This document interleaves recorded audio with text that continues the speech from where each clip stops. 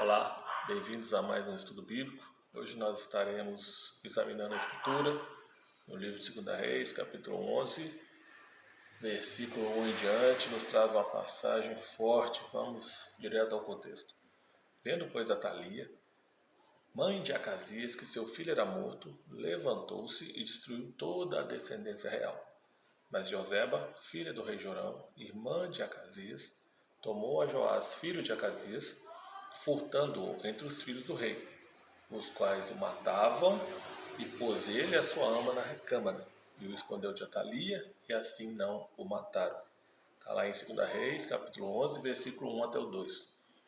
Agora vamos ao contexto. A Bíblia nos diz que o primeiro rei da história de Israel foi Saul.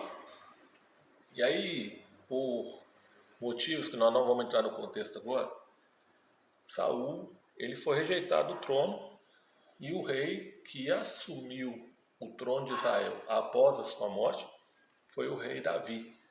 O rei Davi foi o maior rei da história de Israel, e a palavra do Senhor também nos diz que após o reinado de Davi foi decretado que o filho do rei, ou seja, a sua descendência, assumiria o trono. A descendência real era passada de pai para filho. O trono era passado de pai para filho. Não existia votação, não existia indicação, não tinha que ter muitos seguidores na internet, não tinha que ter muitos likes, muitas curtidas, mas era o filho do rei que assumia o trono. E aí, quando nós lemos essa passagem, nós vamos ver que existia um rei que se chamava Acasias no trono do reinado de Israel, e esse rei morre. Quando esse rei morre, ele tinha alguns filhos que estavam aptos a assumir o trono no lugar dele. Só que o que acontece? Acontece que aparece uma senhora, a sua mãe, e ao invés de paparicar, corujar os netos, os filhos do rei Acasias que havia morrido, ela começa a matar os filhos um a um. E ela começa a matar e se declara a nova rainha, ou seja, a nova sucessora do trono.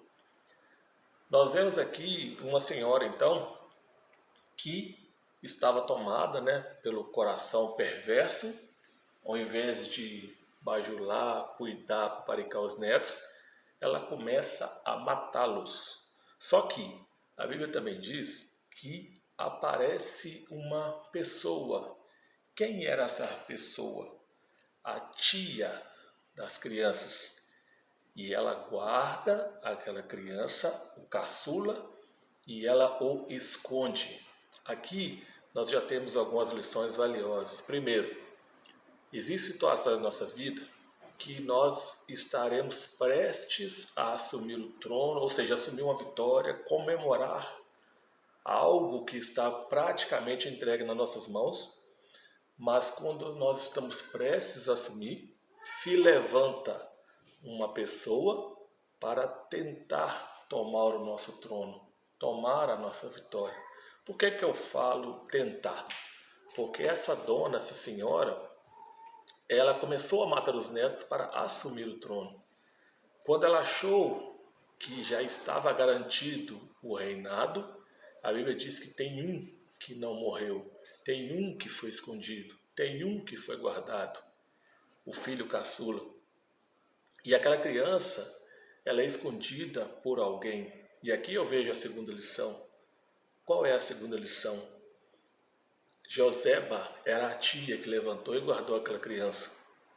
Como eu disse aqui no primeiro tópico, existem situações que vão levantar pessoas para tentar tomar a nossa vitória, o nosso trono, tentar tomar algo que está praticamente em nossas mãos. Mas eu falo tentar, porque para que ela conseguisse, ela tinha que matar aquela criança. Ela matou alguns netos, mas teve um que ela não conseguiu. Teve um que foi escondido. Teve um que foi preservado. E assim o Senhor faz conosco. Ele nos preserva. Ele nos guarda. Ele nos esconde. Para quê? Para que a promessa seja alcançada na sua vida. O segundo tópico que eu queria falar é que a tia Joseba esconde aquela criança. O Senhor também, Ele vai levantar pessoas, Ele vai levantar Josebas na sua vida. Pessoas que irão te esconder, te guardar, te proteger. E às vezes nós vamos achar que estamos escondidos, que Deus se esqueceu de nós. Mas na verdade Ele está te guardando, Ele está te protegendo, Ele está te escondendo para te livrar de algo mal que possa acontecer sobre a sua vida. E aí a Joseba se levanta e esconde aquela criança. O Senhor também levanta Josebas que irão nos esconder. Ocorrerão situações em que nós acharemos que Deus se esqueceu de nós, mas na realidade Ele está se escondendo, Ele está te escondendo. Eu posso citar na palavra de Deus várias passagens de pessoas que foram escondidas.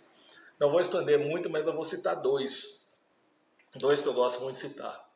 Primeiro, o rei Davi, quando ele estava prestes a assumir o trono de Israel, ele já tinha sido ungido pelo profeta Samuel como o futuro rei de Israel, mas ocorre uma situação em que ele tem que fugir, porque Saul queria matá-lo, e ele não se levanta contra Saul. O que ele faz? Ele se esconde.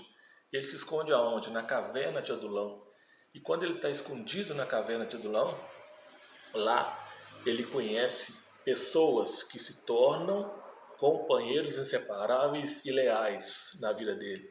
Na caverna de Adulão ele conhece pessoas que eram consideradas excluídas da sociedade, mas se tornam os famosos valentes de Davi.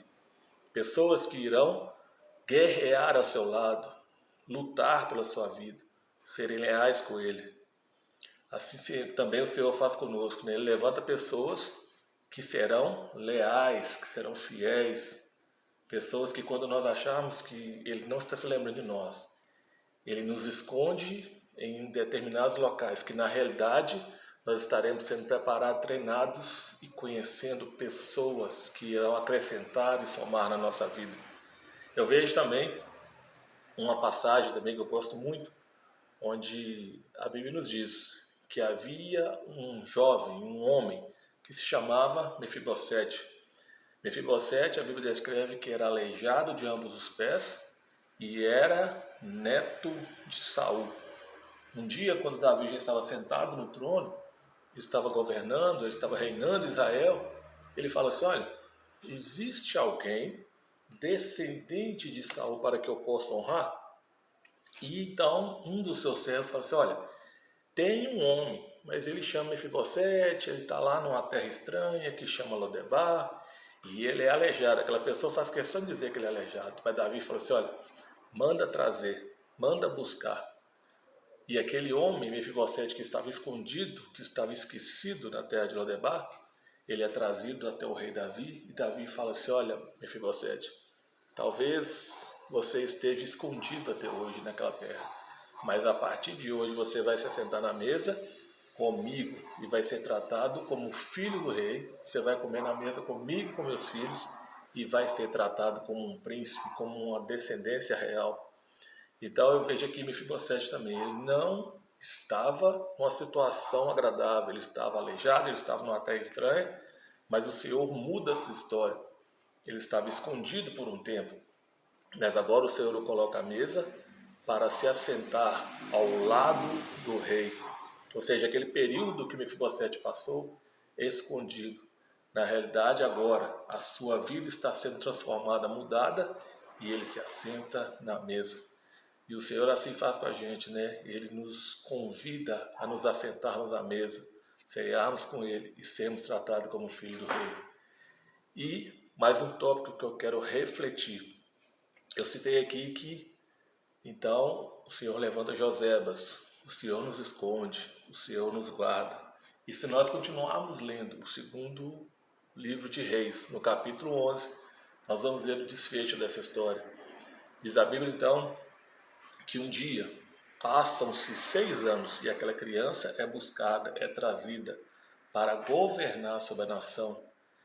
A vovó estava no trono, aquela senhora estava no trono, mas então eles buscam a criança e falam assim, olha, agora é hora de colocá-la no trono para reinar e assumir o reinado que outrora foi de seu pai. E quando eles colocam aquela criança no trono, eles entregam duas coisas para ela. Primeiro, a coroa. A coroa significa autoridade. Coroa significa posição de liderança. E a segunda coisa que eles entregam para aquela criança, o livro do testemunho, depende da versão da sua Bíblia. Mas qual é o significado? É a palavra, é o livro da lei, é o livro que continha a lei, a palavra do Senhor. E eu quero deixar para a sua reflexão que o Senhor ele quer nos dar uma posição de autoridade, mas Ele também quer nos entregar o livro da lei. Por quê? Porque a palavra do Senhor ela é o nosso guia, ela é a nossa instrução, ela é o nosso manual que nós devemos seguir, ler e refletir dia e noite. A palavra do Senhor nos diz que ela é lâmpada para os nossos pés, ela é luz que ilumina o nosso caminho. Então nós temos que sempre nos lembrar de estarmos com esse livro nas nossas mãos, não somente nas mãos, mas ler, refletir e usá-lo para nos direcionar. Então aquela criança ela é colocada no trono, recebe uma coroa, né, que simboliza ali a autoridade, o trono que estava sendo devolvido a ela, a posição de autoridade estava sendo restituída a ela, e o livro da lei, a palavra do Senhor, que nós possamos sempre ter na nossa vida, a coroa de autoridade, mas também possamos ter o livro da lei em nossas mãos, para que nós possamos ler, refletir e meditar nessa palavra dia e noite. Que nós possamos ter também situações onde nós entenderemos que nós estaremos escondidos e não esquecidos. E eu quero deixar essa palavra no seu coração e desejar que Deus te abençoe e que nós possamos estar nos encontrando novamente para novos estudos. Um abraço, fique com Deus.